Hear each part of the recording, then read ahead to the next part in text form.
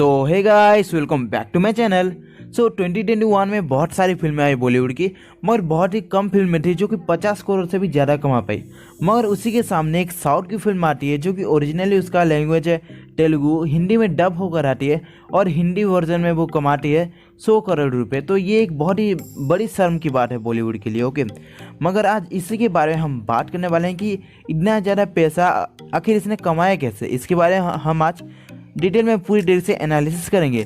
तो सबसे पहला जो मेरा रीजन आता है वो ये है कि जो अल्लू अर्जुन का स्टारडम है ना, वो किसी भी बॉलीवुड के स्टार से कम नहीं है। ओके, बहुत ही ज़्यादा स्टारडम है। इनफैक्ट वो एक ऐसे स्टार है, एक ऐसे पैन इंडिया स्टार है जिन्होंने बिना किसी पैन इंडिया मूवी के अपनी पैन इंडिया में एक कल्ट फॉलोइंग बना रखी है। जी हाँ, क्योंकि उनके जो मूवीज़ हैं उनको यूट्यूब में बहुत ही ज़्यादा, यूट्यूब और सैटेलाइट के में बहुत ही ज़्यादा इंजॉय किया जाता है और यूट्यूब में जो सारे रिकॉर्ड स्टोर ही रहते हैं उनकी फिल्म में।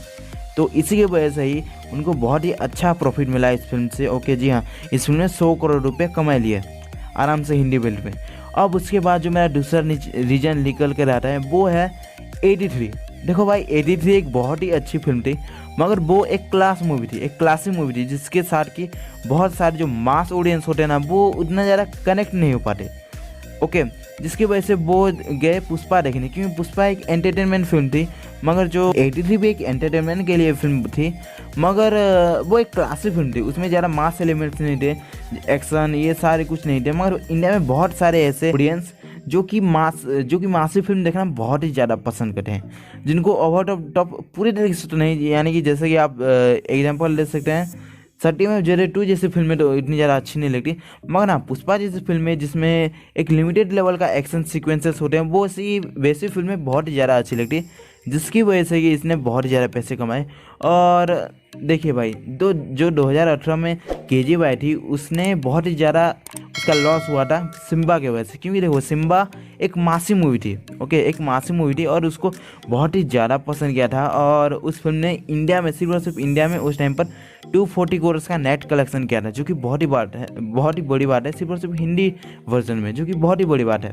तो उसके सामने जो केजीएफ थी उसको स्क्रीन्स पे नहीं मिले और उसको थिएटर से निकाल दिया गया, जबकि वो फिल्म चल भी रही थी, मगर फिर उसे निकाल दिया गया क्योंकि जो सिम्बा मूवी थी वो बहुत ही अच्छा कलेक्शन कर रही थी।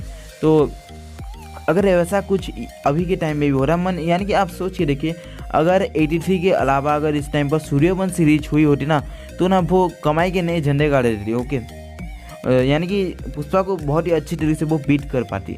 तो ये मेरे था सेकंड रीजन। अब हम थर्ड रीजन की बात करें तो वो है कोरोना। देखो भाई, बहुत लोग ये कहते हैं कि कोरोना के टाइम में जो कलेक्शन किए ना, वो बहुत ही बड़ी बात है, यानी कि थर्ड वेव जब आ चुका है। मगर मैं उनको ये कहना चाहूँगा कि ये अगर कोरोना का थर्ड वेव नहीं आया होता ना, तो पुष्पा कब से निकल चुका होता थिएटर से। क्यों, इसका रीज़न मैं दूंगा आपको। ओके, तो सबसे पहली बात जर्सी।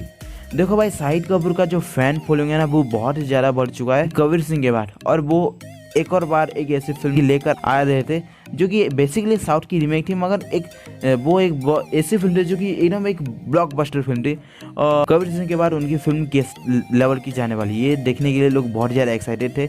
और ये फिल्म आती ना तो एक बहुत ही बड़ी फिल्म थी, तो अच्छी खासी कमाई करती।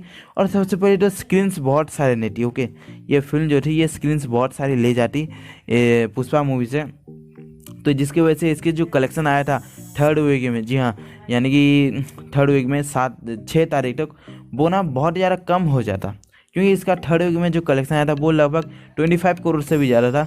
वो 15 से 20 करोड़ में ही यानी कि सिमट कर रह जाता, जिसकी वजह से इसको बहुत ज़्यादा नुकसान होता। और इसकी वजह से ये अपने थर्ड वीक में सिर्फ और सिर्फ 60 करोड़ के आसपास सिर्फ कमा पाती।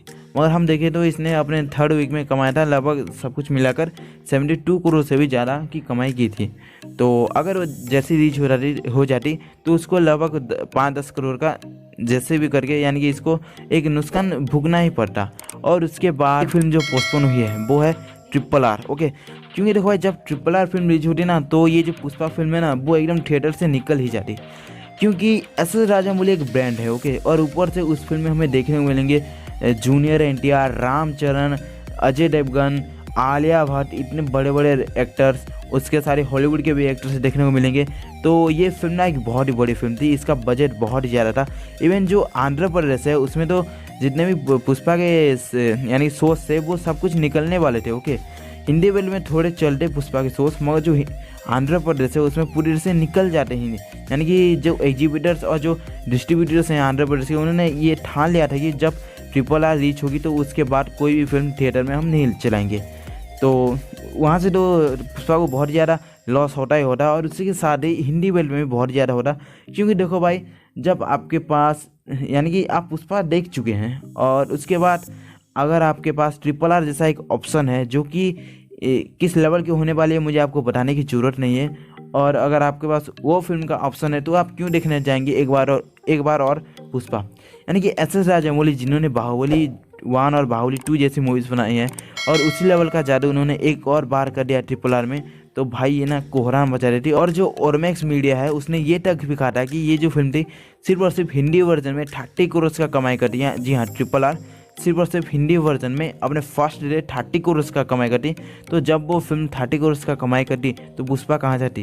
ओके, तो ये बात आपको समझनी पड़ेगी। तो इसीलिए ही मैं कह रहा हूँ कि बहुत ही ज़्यादा नुकसान होता अगर कोरोना नहीं आया होता। और ये जो अब तक चल रही है ना फिल्म पुष्पा, ये अभी स्क्रीन से आपको देखने को नहीं मिल रही। ओके, क्योंकि अभी के टाइम में हमें देखने को मिलता सबसे पहले तो राधेश्याम आती एकदम खलास कर देती बॉक्स ऑफिस पर, और अभी के टाइम में हमें पृथ्वीराज देखने को मिलता। ओके, तो अभी के टाइम में आप सोच भी नहीं सकते कि पुष्पा क्या हाल होता।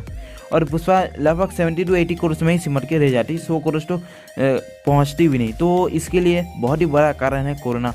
अगर कोरोना का थर्ड वेव नहीं आता तो पुष्पा इतना ज़्यादा कलेक्शन नहीं कर पाती। ओके, तो आशा करता हूँ कि आपको मेरे ये वीडियो अच्छा लगा होगा, और जो पुष्पा के फैंस हो प्लीज़ इस वीडियो को एक लॉजिकल वे में लीजिए और गालियाँ मत देना। ओके, तो ये इस वीडियो को हम यहीं पर ख़त्म करेंगे। मैं आशा करता हूँ कि आपको ये वीडियो अच्छा लगा हो, तो please do subscribe and video को लाइक जरूर कर देना यार अगर अच्छा लगा तो। सो हम मिलेंगे एक नई वीडियो एक नई जानकारी के साथ, तब तक के लिए बाय बाय।